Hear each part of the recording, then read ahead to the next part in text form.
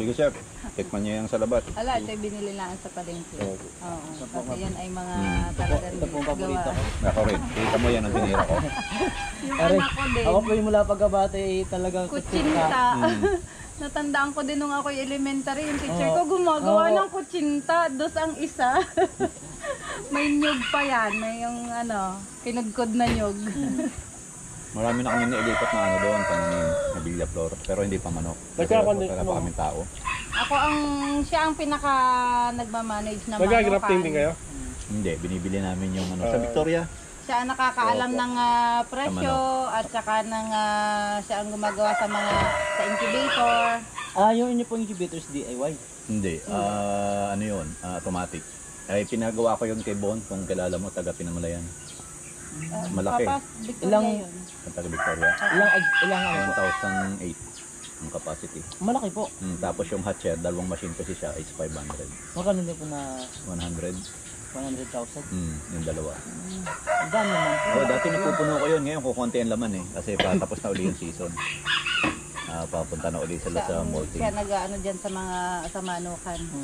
Ako naman lalabas lang dyan para tapos, natanggap din ako ng pagka ako'y misalang, tinetext ko yung mga buyer kung meron silang isasalang, sinasabay ko na 10 piso naman ng pag hindi puno. Tapos ngayon ang nagpipisa ay pato. May pato din po. Pwede rin papisain doon. Matagal lang ang pato. Pati po pabo. Hindi pa ako nakapagpapisa ng pabo. Medyo malaki po kasi ito. Ang pato kasi 29 days, ang manok 21 lang eh. Opo, 21 lang. Pagka babo ang tagal pati, saka ang yun nga, ang hirap papisain din ng peking duck. Ang tagal. Ilang 28. Ilang taon na kayo sa matagal na. Parang bago pa mag-pandemya.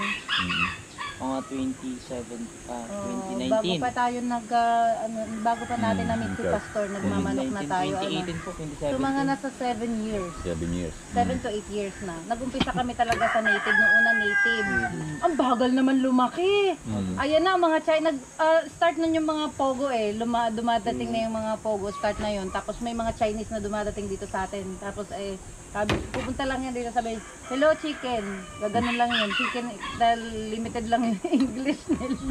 So, naghahanap sila ng manok. Gusto nila ay native. Ayaw nila yun sa palengke. Ay di ngayon, sabi ko, ang tagal naman lumaki nung native. Ilang buwan na. Sabi ko, gusto ko nung native din yung lasa. Pero mabilis lumaki.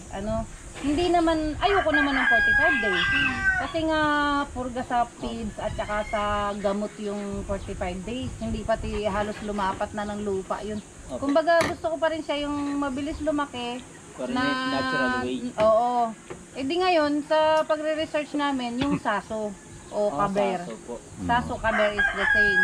So, yun, naghanap kami noon. And then, nakakita naman kami around Victoria, ganyan. Saan po sa Victoria? Dati Kaya Nauhan din, also Nauhan. Ano pangalan nun? Yung babae, Oo, nakalimutan ko. Nakalimutan ko yung, tagal na kasi. And then si Brian din, yung sa may pahulo naman, sa kabila naman, yung sa may palayan. Marami din tayo nabili doon na saso that time. Then, yun, hindi na kami nawala ng saso after nun. Yung breeder namin ay nasaso niyan, anak na nung mga nauna pa namin binili. So, hindi na kami nawalan after that. Kita tayo ni Brian, yung kausap mo. Kita tayo sa camera. Sa church. Saan na yun? Sa church. Hindi, ayun. Ayun pa pala. Ang ganda daw ng setup natin. May receiving area. Kasi doon kami dati nag-receive. Ito kasi inaano namin pag may gawain sa church, extra. Sabi niya. Sabi ko nandito na kayo. Sabi, opo, kanina ko pa kayo pinapanood. Bali ako po kasi, meron po ako sa Facebook, meron po ako sa YouTube. In-upload ko po sa YouTube, interview. Kita ko yung mga interview mo kay Primo pa yon sa kambing. Apo, sa Tapos sa Facebook naman po, short vlog. Para tapos yung isang video mo sa anong tawag doon sa Magsasabong. Oh, kita ko nga yung isang comment. Before may pangsabong kami. May nag-comment daw na parang kulang naman sa quality yan, sir.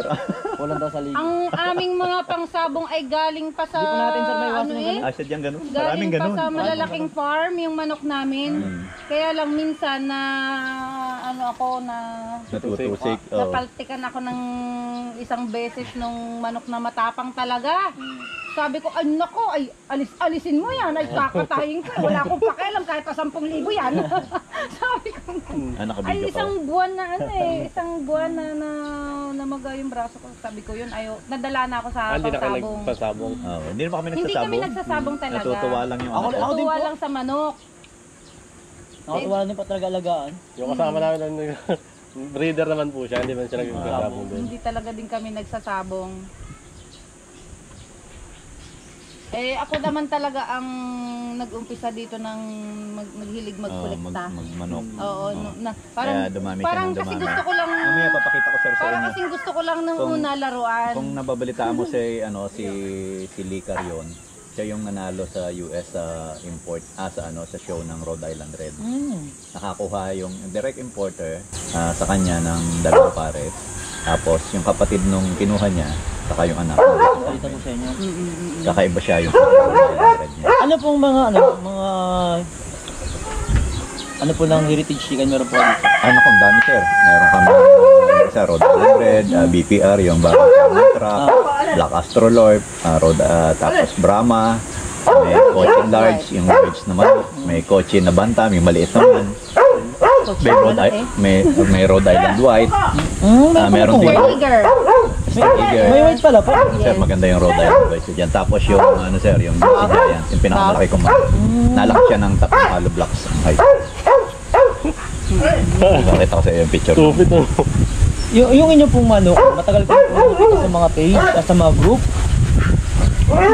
Kasi syempre From the start naman na merong group dyan sa taga Gloria yung president namin Kasali na talaga isa kami doon sa mga doon. kinukuhanan namin ng wow, Marcel. laki. Tapos ito naman yung Sa ano yan? Sa Doon, pinuntahan kay Jopet, natin? kay Jopet. Nueva meron? Ecija ba yan? Nueva Ecija to sir, ang mga Mga pinupuntahan direct namin. importer. Brahma. Mga importer na mga ngayon. direct importer sir ito. Papakita ko sa iyo yung palahi namin ito. So yun yung mga imported na manok na kinuha na namin. Grabe ang bis po ng ano nyo, no? 7 years. Ano kasi, nung nag-pandemya, nagmahalang patuka. Nangyari, dahil kilala na nga kami as magmamanok, yung mga tumigil, o gusto na lang tumigil sa pagmamanok, binigay nila sa amin ng mas murang halaga, maalagaan lang yung manok. Kumbaga, Kaya po biglang yung dumami. iba yung bumalik sa amin, yung iba binigay talaga sa amin, yung iba naman ay binenta sa amin ng presyong kaibigan para lang, ayaw kasi nilang ibigay sa iba dahil kakatayin lang. Kumbaga, oo. Malaki ng So, nung nagpandemya nga, tas nagmahalan pa to ka, biglang dumami yung manok lalo namin. Ang pinakamalaking manok namin na napalaki, ang napalaki ko ay 7.5. Yung saso, yung sinasabi niya kanina. Ano kasi yun dual purpose, meat type. Sa egg production. Pero pagka siya breeder, hindi namin pinapalaki ng ganun. Kasi hindi siya makatayo. Tapos nahihirapan yung Marami na kami ng experience na gano'n, lalo na sa saso. Nabababa. Kapag sobrang taba, Sabi ng iba, malaki. nakapagpalaki sila ng nagkakasakit yung hanggang 8. yung inahin. Hanggang 8 kilo. Di ba pag tinatay mo yun, ilang po tayo? Oo. Parang kambing na yun. Dati nga, ano pa tayo, nasa 5 kilos yung inahin, ang tandang. Kaya lang na nasusugatan yung Pero pinakambigi. ito naman yung akin dito, Jersey Giant. Pakita po nila sir. Lalaki. Ano ko yan? Anak ko Baka di naman sila yan. maniwala eh. Makikita nila mamaya dyan. Mamaya, meron Andyan pwede naman, kayo andyan kayo naman, mismo andyan naman yan. mag-picture. Nandyan naman yan. Dinadayat ko to Ano kasi yan, Nueva Ecija kasi yan. ang kain nila 110 grams lang bawat Bawat araw po. bawat tukao. Tapos, ano po yung mga mga binibigay? Feeds lang po yung mga retention. Oo. Pero kulang yun sa kanila kasi nga breeder sila, hindi sila pwedeng tumaba. Pagka medyo naawa at alam mo yung gutom pa, pwede sila sa mga dahon. Opo, mga dahon. Yun ang maganda sa kanila. Marami kaming tanim dyan, oregano. Hindi ka ng kasola. Meron ako dati, nabagsak ng nyug. Madre de Agua, mga ganun. Oo, meron na. Kaya lang dinadala na namin ngayon yung mga Madre de Agua sa Villaflor. Kasi doon kami nagsisakat ng mga. At Saan po sa Villaflor? doon sa may basurahan. Doon sa may karating ng basurahan. May Santidor, may daanan. Doon nga sa Pentidoro. Kasi ano na po yun eh. Ano na may daan sa may... Yun ang huling bayan ng barangay. Doon sa may checkpoint, di ba? Yung may checkpoint doon, yung daan pataas. Oo, Yun na. Yun na po. Yung namamano ng EUF. Yun. May daan sa akyat. Paano sir? Punta na tayo? O sige, Sige, sir. tapusin niyo muna.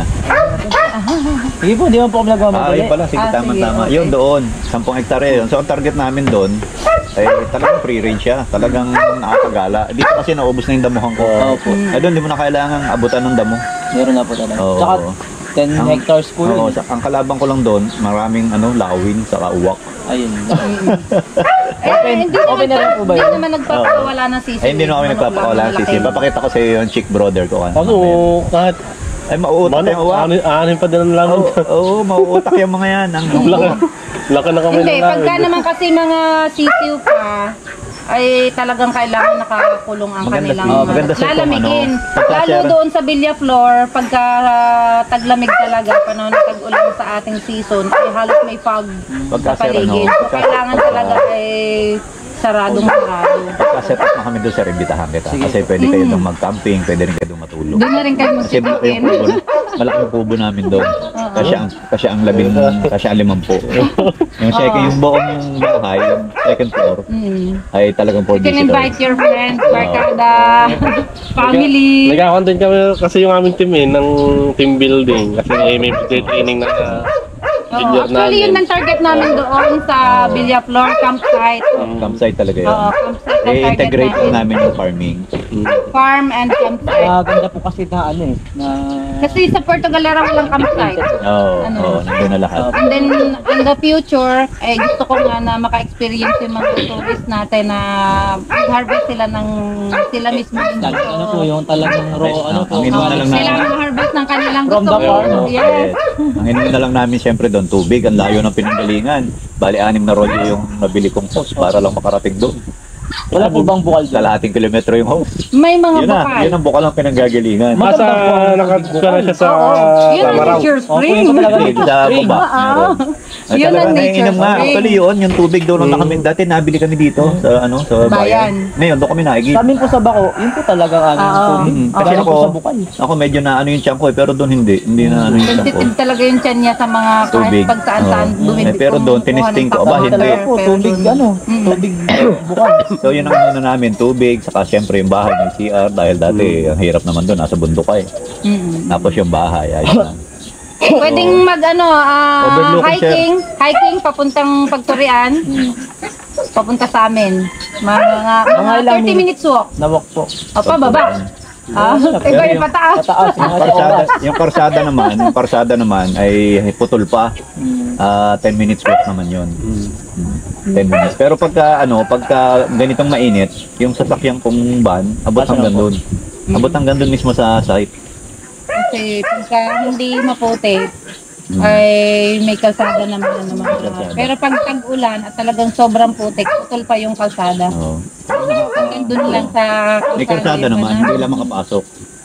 Pinabak ko namin yung loob para hanggang doon sa farm, abot yung sasakyan. Eh, so far, okay naman, nakakapasok kami, nakakapag-unti-unti. Yun ang maganda kasi overlooking sa mga bundok. Kitang-kita yung windmill na yun. Oo, kitang-kita rin doon. Excited ako para dun sa farm na yun kasi talagang marami akong gusto experience ng mga tao. Nagpa-practice na akong gumawa ng itlog na maalat para magkaroon kaming produkto ng itlog na maalat. May itik ako rin dito eh. May din akong itik. So, itik naman yun. Itik, saka peking duck. Peking duck. Kasi parang meron ako isang area na parang shop, nandun lahat ng mga produkto namin. Parang hindi ko natanda. Pwede rin po gumawa po ng halimbawa na ano no, ng may pizza po ba kayo? Oo. Yung Page na- sa labat lang. Pero hindi ako active. Pwede rin pong Hindi doon ako po ano, active. kasi ang marketing po kasi ngayon, mas ano po ang social media. Pero yes. pwedeng i-share sa'yo yung mga photo, no? Opo, pwede Oo. po. Kaya lang kasi wala ako masyado pang time na magluto ng salabat. Kung talagang kakariring ko yan, ay wala naman akong time magluto Kasi po, ano? ng salabat. Kasi po, Kasi busy ako ngayon sa farm, magpatabas, magpatrabaho.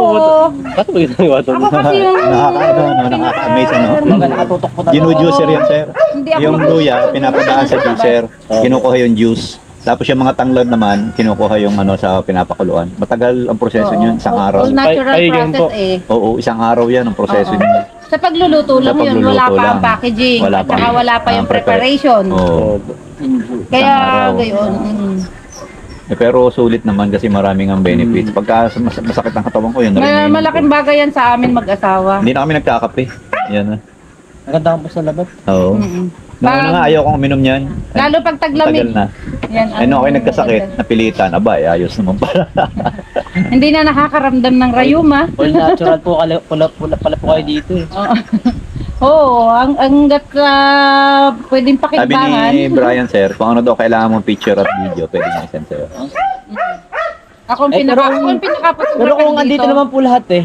Nandito lahat, pero yung ibang mga video naman, mas maganda siyang kumuha eh. Maganda yung phone niya eh. Magaganda. Pag nandito, maganda pag naman. nandito siya ang nagpipicture kasi maganda yung camera niya. Pero ang Pero ako ang nagpipicture siya ang siya ang assign sa photo pag dito sa Manukan. Ako naman ang assign dito Kasi kita sa ko nga po yung mga post niyo. Sabi ko, kasi nung una nga po, hindi ako maniwala kasi itong Umberto is ano to eh. Oo. Tourist. Tourist Kung may pumupunta nga rito, Oo, ganun din, sila ganun din ang sinasabi nila. At may farm dito ng ganitong manok. Ganun din ang sinasabi nila. Hindi nila akalaing merong manukan dito. Kaya ang iniisip ko po nung una, ano lang po sabi ko, siguro ito yung taga-ibang lugar tapos sinasabi lang na ano. May ganun, may Oo, ganun. meron nga ganun. Meron yung walang manukan, nagbebenta ng Ay manok. tapos nabanggit ko nga po kay Sir, Sir, na po ito may alam na kumbaga nakikita ko na po kasi yung post niyo. Yes, yes. Tapos tinanong ko lang po kay Sir na kasi mas matagal na po sa akin dito eh.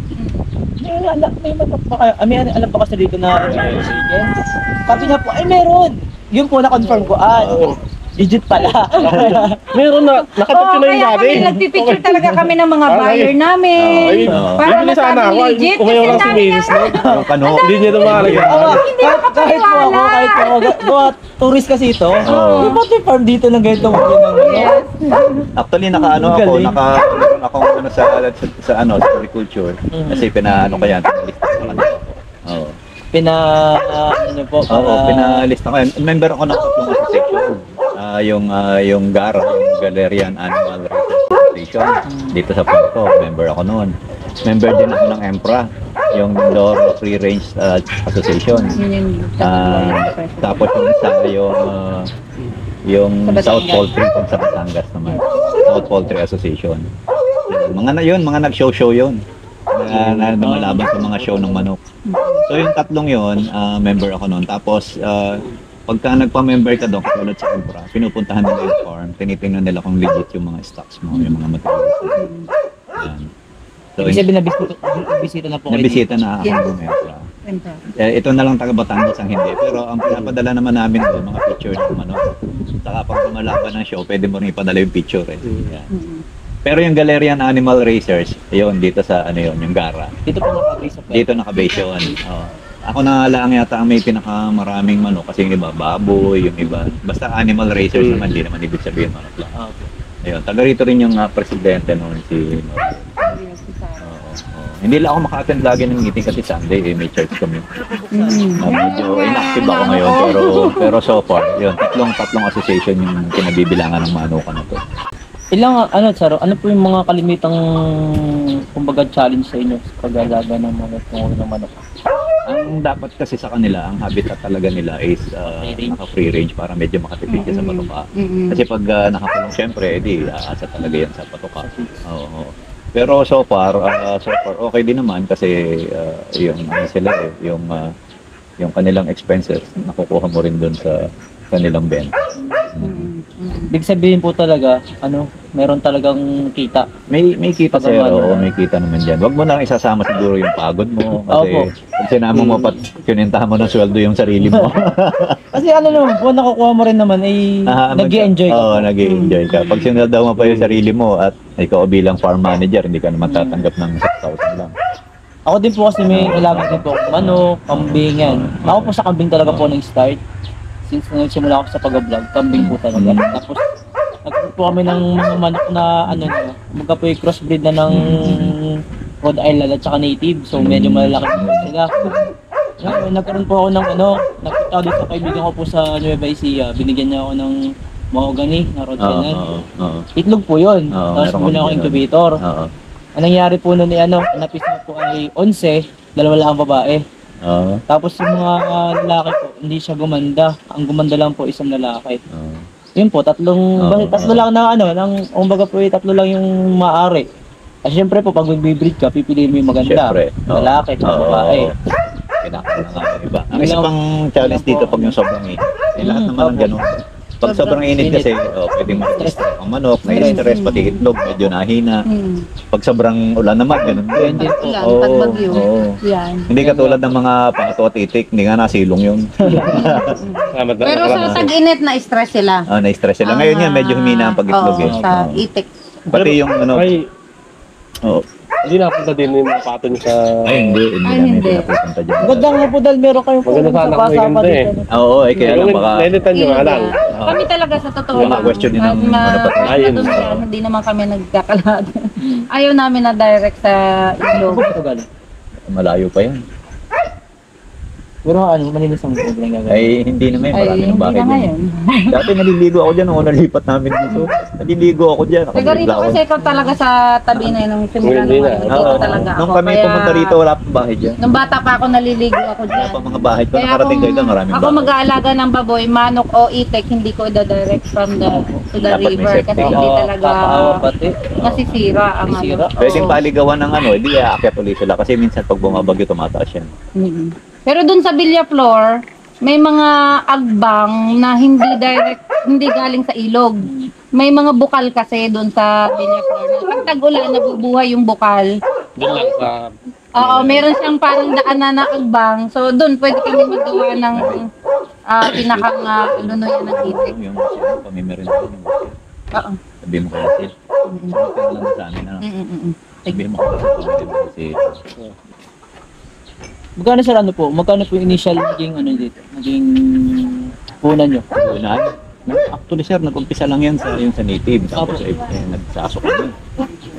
Yung iba, naghahanap pa ng ibang breed. So medyo lumaki ng lumaki. Pagdating sa puhunan, mura lang naman ang sisiw. Magkano lang ba ang sisiw nun? 85. Kasi yung kita nyo sa pag-native, pinaikot na lang. Oo, pinaikot lang. Tapos kaya lang, inalis namin yung native. Bukod sa ang hirap niyang i-maintain kasi lumilipad na mataas yun eh. Eto kahit hanggang... Opo. Tapos Maganda lumalayo. sa hirap ng chicken eh. Doon nalipad eh. Tapos lumalayo. Tapos ang isa pa nga niyan, kalahating taon na, kalahating kilo pa.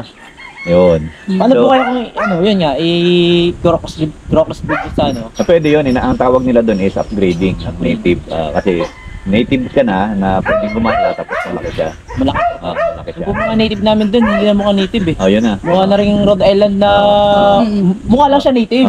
Pero yung katawan niya, build ng yan, heritage gano'n, chicken.